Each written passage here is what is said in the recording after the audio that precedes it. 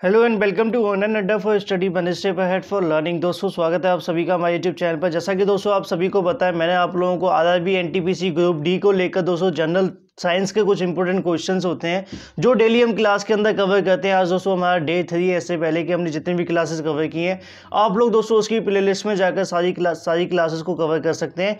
उसमें डेली आप लोगों को काफ़ी ज़्यादा इंपॉर्टेंट क्वेश्चंस होंगे जो कि आपके रेलवे के रिगार्डिंग बहुत ही ज़्यादा इंपॉर्टेंट है। तो दोस्तों पहला क्वेश्चन आप लोगों के सामने अवेलेबल है, हम पहला क्वेश्चन कवर करेंगे। साथ में मैं आप लोगों को एक इंपॉर्टेंट बात बताना चाहता हूँ दोस्तों, कल मैंने एक वीडियो प्रोवाइड किया था जिसके अंदर फुल ऑफ मोटिवेशन की मैंने बात की थी कि आप लोगों को कौन सी किताब पढ़नी चाहिए, कितने घंटे आप लोगों को आरआरबी क्रैक करने के लिए चाहिए और किस तरीके से आप लोगों को आरआरबी टॉप करनी है। उसको लेकर भी मैंने काफ़ी अच्छे तरीके से वीडियो को जो बनाया था। अगर आप लोग इस वीडियो को देखेंगे तो 100% बॉम्ब ऑफ मोटिवेशन आप लोगों को मिलेगा उसके अंदर, और मुझे उम्मीद है कि आपको उसके अंदर से इतनी ज़्यादा मोटिवेशन मिल जाएगी जितनी आप लोगों को एक एग्जाम को क्रैक करने के लिए चाहिए। तो चलिए दोस्तों पहला क्वेश्चन हम कवर कर लेते हैं। पहला आप लोगों के सामने है, हिस्टेरिसिस और भंवरधारा हानियां निम्नलिखित में से सबसे कम होती है, आपको बताना है किसकी सबसे कम होती है, आप सभी को बताना। चार ऑप्शन आप लोगों के सामने है, एमआई माप यंत्र से या डायनोमीटर से या माप यंत्र से या फिर एमपीसी माप यंत्र या ऑप्शन नंबर डी उपयुक्त सभी। तो हिस्टेरिसिस और भंवरधारा की हानियों के बारे में आपको बताना था, तो राइट आंसर होगा ऑप्शन नंबर बी, डायनोमीटर माप यंत्र। इसका बिल्कुल right answer option number B इसका बिल्कुल सही उत्तर होगा।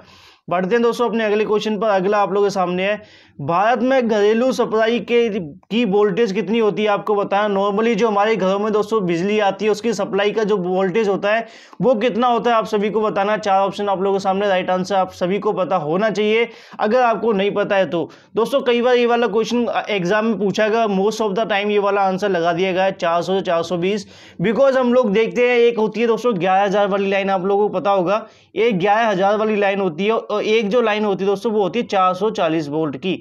अब हम 440 वोल्ट वाले झटके की बात करते हैं तो हमें यही लगता है कि 440 वोल्ट वाली जो लाइन है वो हमारे घर की सीधी कनेक्ट की जाती है, और ऐसा बिल्कुल ठीक भी कनेक्ट की जाती है।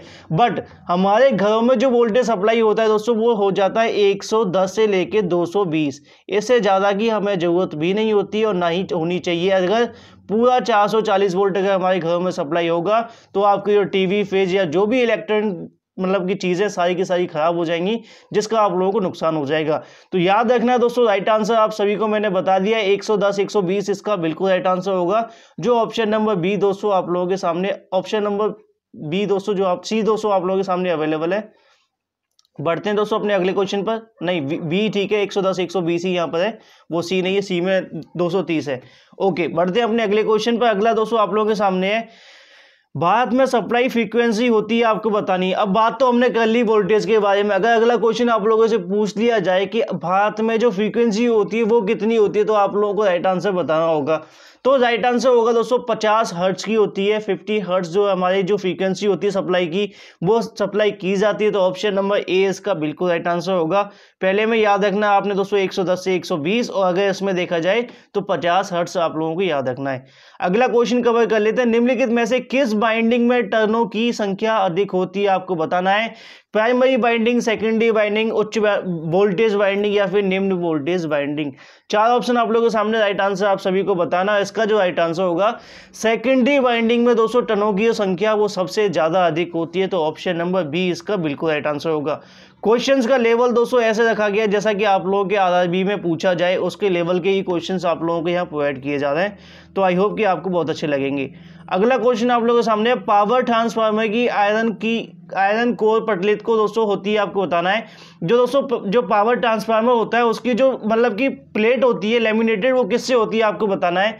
चार ऑप्शन आप लोगों के सामने, राइट आंसर आप सभी को बताना है। पांचवे का जो राइट आंसर होगा दोस्तों, पावर ट्रांसफार्मर की आयरन कोर को पटलित करने के कारण भंवरधारा हानियों में कमी आती है, इसलिए दोस्तों उसको जो है आयरन से पटलित किया जाता है। जो भंवरधारा के बारे में सबसे पहले हमने क्वेश्चन कवर किया था उसी को लेकर दोस्तों भंवरधारा की जो हानि है वो कम होती है, तो इसलिए ऑप्शन नंबर जो आप लोगों के सामने अवेलेबल है ऑप्शन नंबर सी इसका बिल्कुल राइट आंसर होगा।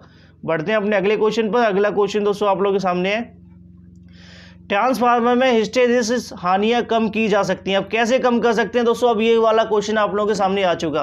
पहले ही दोस्तों अभी थोड़ी देर पहले हमने क्वेश्चन कवर किया, तो आप लोग इसका आंसर जरूर कर सकते हैं। तो आयरन कोर पटलों की मोटाई कम करके, बस आप लोगों को यहाँ पे जैसे कि अभी बताया दोस्तों, आयरन पटलेट यहाँ यूज की जाती है। क्यों की जाती है?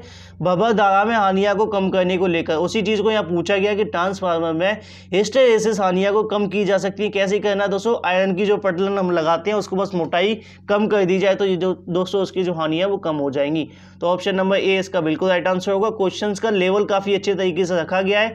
अगर आप लोगों को क्वेश्चन टफ लगते हैं तो दोस्तों आप लोग ऐसा मत सोचिए कि आप लोगों के लेवल से ज्यादा क्वेश्चन है, बस ऐसे क्वेश्चन रखे गए जो आप लोगों के एग्जाम रिलेटेड इंपॉर्टेंट होंगे।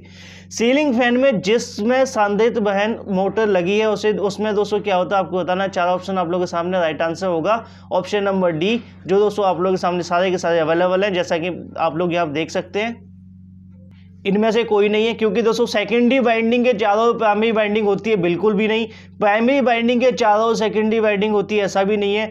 दोनों व्यवस्थाएं आम है, ऐसा भी नहीं है। तो इसमें से जो राइट आंसर होगा, सीलिंग फैन में जिसमें संधारित्र वाहन मोटर लगी होती है उसमें दोस्तों ऐसा बिल्कुल भी नहीं होता है अकॉर्डिंग टू क्वेश्चन। तो ऑप्शन नंबर डी इसका बिल्कुल राइट आंसर होगा, उपयुक्त में से कोई नहीं। बढ़ते हैं दोस्तों अपने अगले क्वेश्चन पर। अगला क्वेश्चन दोस्तों आप लोगों के सामने है, विशिष्ट प्रतिरोधी परिपथ में धारा वोल्टेज के साथ 90 डिग्री द्वारा फेज में रहती है। तो आप लोगों को बताना है, धारा वोल्टेज के 90 डिग्री पीछे रहती है, धारा वोल्टेज के 90 डिग्री आगे रहती है, धारा वोल्टेज के 90 डिग्री आगे या पीछे रह सकती है। 4 ऑप्शन आप लोगों के सामने, राइट आंसर आप सभी को बताना है। और 8वें का जो राइट आंसर होगा दोस्तों ऑप्शन नंबर ए इसका बिल्कुल राइट आंसर है। विशिष्ट प्रतिरोधी परिपथ में दोस्तों धारा जो है वोल्टेज के साथ 90 डिग्री फेज में रहती है। तो ऑप्शन नंबर ए इसका बिल्कुल राइट आंसर होगा, जो आप लोगों के सामने अवेलेबल है। बढ़ते हैं दोस्तों अपने अगले क्वेश्चन पर। अगला क्वेश्चन दोस्तों आप लोगों के सामने है, किसी चालन सामग्री को गर्म करने से उसकी चालकता दोस्तों क्या होगी, आपको बताना है। बढ़ेगी, कम होगी, या फिर दोस्तों उतनी रहेगी, या फिर बढ़ सकती है, घट सकती है। 4 ऑप्शनों में से आप सभी को दोस्तों इसका आंसर बताना है। किसी चालन सामग्री को गर्म करने से उसकी चालकता पर क्या फर्क पड़ेगा। तो चालक का ताप बढ़ाने पर प्रतिरोध का मान बढ़ता है, जिसके परिणाम स्वरूप चालकता जो है कम होती है। तो चालक का दोस्तों जब हम ताप बढ़ाएंगे तो उसका प्रतिरोध मान जो है वो बढ़ जाएगा, जिसके परिणाम स्वरूप दोस्तों उसकी चालकता है वो कम हो जाएगी। जो ऑप्शन नंबर बी इसका बिल्कुल राइट आंसर होगा, जैसा कि मैंने आप लोगों को एक्सप्लेन भी कर दिया है। बढ़ते हैं अपने अगले क्वेश्चन पर गाइस। अगला क्वेश्चन आप लोगों के सामने है, सर्वाधार विन्यास प्रवर्धक कॉमन बेस कॉन्फ़िगरेशन एम्पलीफायर का प्रयोग किया जाता है निम्न आवृत्ति परिपथ में, या फिर अति उच्च आवृत्ति परिपथ में, या मध्यम आवृत्ति परिपथ में, या फिर उपयुक्त में से कोई नहीं। 4 ऑप्शन आप लोगों के सामने है और राइट आंसर दोस्तों आप सभी को बताना। राइट आंसर होगा दोस्तों सर्वाधार विन्यास का प्रवर्धक होता है मध्य आवृत्ति के अंदर। तो ऑप्शन नंबर सी इसका बिल्कुल राइट आंसर होगा।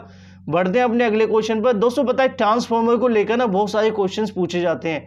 फिजिक्स फर्स्ट जब आपने 11th में पढ़ी होगी उससे ज़्यादा क्वेश्चन नहीं आते हैं, क्वेश्चन आते हैं फिजिक्स सेकंड जो आप लोगों ने पढ़ी होगी 12th के अंदर, जिसमें दोस्तों कूलम वगैरह की लॉ, इलेक्ट्रिसिटी है, मैग्नेटिक फील्ड वाले जो क्वेश्चंस हैं, ऐसे क्वेश्चन ज़्यादा पूछे जाते हैं जो आप लोगों के एग्जाम के अंदर आते हैं। अगला क्वेश्चन देख लेते हैं। अगला आप लोगों के सामने अवेलेबल है, एन किस्म की अर्धचालक में अल्पसंख्यक वाहन होते हैं, आपको बताना है इलेक्ट्रॉन, होल, या फिर मुक्त इलेक्ट्रॉन, या इनमें से कोई नहीं। 4 ऑप्शन आप लोगों के सामने and right answer option number ए इसका बिल्कुल राइट आंसर होगा। एन प्रकार के अर्धचालक में बहुसंख्यक वाहक इलेक्ट्रॉन तथा अल्पसंख्यक वाहक होल होते हैं। तो दोस्तों आप लोगों से पूछा है अल्पसंख्यक के बारे में, तो ऑप्शन नंबर ए इसका बिल्कुल राइट आंसर होगा। बढ़ते हैं अपने अगले क्वेश्चन पर। अगला आप लोगों के सामने है, अर्धचालक की विशिष्ट चुंबकशीलता होती है, आपको बताना है अनंत, शून्य, इकाई या धनात्मक। तो राइट आंसर दोस्तों होगा आप सभी के सामने अवेलेबल है ऑप्शन नंबर डी, धनात्मक इसका बिल्कुल राइट आंसर होगा। आप सभी को पता होना चाहिए अर्धचालक की जो विशिष्ट चुंबकता होती है दोस्तों वो होती है धनात्मक, पॉजिटिव होती है। अगला क्वेश्चन देखते हैं, जीनर डायोड तब तक कार्य करेगा जब तक इसमें निम्नलिखित चालन में रखा जाता है। तो आपको बताना है। तो जेनर डायोड एक विशेष प्रकार का डायोड है जो कि पश्च अभिनीति में नियत वोल्टेज तक कार्य करता है। तो राइट आंसर होगा ऑप्शन नंबर सी इसका बिल्कुल राइट आंसर है दोस्तों, पश्च चालन ऑप्शन नंबर सी। बढ़ते हैं अपने अगले क्वेश्चन पर। अगला दोस्तों आप लोगों के सामने अवेलेबल है, रेडियो संचार में संचार का माध्यम होता है, आपको बताना है किसके द्वारा जो है संचार होता है, आपको बताना है रडार के द्वारा, एंटीना, अंतरिक्ष, उपग्रह, या फिर जो आप लोगों के सामने ऑप्शन अवेलेबल है। तो 4 ऑप्शनों में से इसका जो राइट आंसर होगा ऑप्शन नंबर सी इसका बिल्कुल राइट आंसर होगा। अंतरिक्ष रेडियो तरंगों को संचित करने हेतु आकाश का उपयोग किया जाता है, जिसमें आकाश तरंगें प्राइमर एंटीना से अवग्राही एंटीना तक दृष्टि रेखा पर पथगमन करती हैं। तो ऑप्शन नंबर सी इसका बिल्कुल राइट आंसर होगा। बढ़ते हैं दोस्तों अपने अगले क्वेश्चन पर। अगला क्वेश्चन आप लोगों के सामने ध्वनि और आयाम द्वारा अभिलक्षण होती है। आपको बताना है कि क्या होती है। वेग, पिच, आवृत्ति, माध्यम। 4 ऑप्शन आप लोगों के सामने है दोस्तों। राइट आंसर आप सभी इसका बता सकते हैं। थोड़ा जूम आउट कर देता हूं जिससे कि आप सभी को नजर आता रहेगा। तो इसका जो दोस्तों राइट आंसर होगा ऑप्शन नंबर सी। ध्वनि जो है दोस्तों आवृत्ति और आयाम द्वारा अभिलक्षण होती है। तो ऑप्शन नंबर सी इसका बिल्कुल राइट आंसर है। बढ़ते हैं अपने अगले क्वेश्चन पर। अगला आप लोगों के सामने है एलईडी प्रकाश के उत्सर्जित होने का मुख्य कारण आपको बताना है।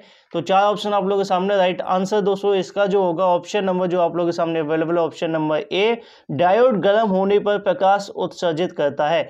तो एलईडी प्रकाश के उत्सर्जित होने का जो मुख्य कारण है दोस्तों डायोड गर्म होने पर प्रकाश उत्सर्जित करता है। ऑप्शन नंबर ए इसका बिल्कुल राइट आंसर है। अगला क्वेश्चन कवर कर लेते हैं। अगला देख लेते हैं। सेतु दृष्टिकारी को आमतौर पर प्राथमिकता दी जाती है क्योंकि आपको बताना है इनको कम इनपुट की आवश्यकता होती है, या फिर इनके बड़े साइज के ट्रांसफार्मर की आवश्यकता होती है, या इनको चरम उत्कृष्ट वोल्टेज की आवश्यकता होती है। उपरोक्त में से कोई नहीं। 4 ऑप्शन आप लोगों के सामने है and the right answer option number C, इनको कम चरम उत्कृष्ट वोल्टेज की आवश्यकता होती है। तो अगर आपसे पूछा जाए सेतु दृष्टिकारी में आमतौर पर प्राथमिकता दी जाती है क्योंकि इनको कम चरम उत्कृष्ट वोल्टेज की जो आवश्यकता होती है। बढ़ते हैं अपने अगले क्वेश्चन पर। अगला आप लोगों के सामने है CRO की क्षैतिज प्लेट पर निम्नलिखित में लगाई जाती है ताकि सिग्नल के तरंग रूप को देखा जा सके। तो 4 ऑप्शनों में से दोस्तों इसका आप लोगों को आंसर बताना है और इसका जो राइट आंसर होगा ऑप्शन नंबर ए, अरादंती तरंग इसका बिल्कुल राइट आंसर होगा। दोस्तों CRO की जो क्षैतिज प्लेट होती है वो निम्नलिखित में लगाई जाती है किसके ऊपर, अरादंती के ऊपर। तो ऑप्शन नंबर ए इसका बिल्कुल राइट आंसर है। बढ़ते हैं अपने अगले क्वेश्चन पर। अगला क्वेश्चन आप लोगों के सामने चलचित्र निम्नलिखित में पिक्चरों को श्रेणी के रूप में प्रदर्शित करता है। आपको बताना है 4 ऑप्शन आप लोगों के सामने। अंदर राइट आंसर जो होगा ऑप्शन नंबर ए इसका बिल्कुल राइट आंसर होगा। चलचित्र जो है दोस्तों स्थिर पिक्चरों को श्रेणी के रूप में प्रदर्शित करता है। तो ऑप्शन नंबर ए इसका बिल्कुल राइट आंसर है। गाइस वीडियो को लाइक एंड शेयर करना बिल्कुल ना भूलें दोस्तों। पता है जितना ज़्यादा से ज़्यादा आप लोग वीडियो को लाइक एंड शेयर करेंगे उतना ज़्यादा हमें मोटिवेशन मिलेगा आप लोगों के लिए अच्छे वीडियोस बनाने को लेकर। तो आई होप यू अंडरस्टैंड कि आप लोग दोस्तों वीडियो को लाइक एंड शेयर बिल्कुल करते रहेंगे।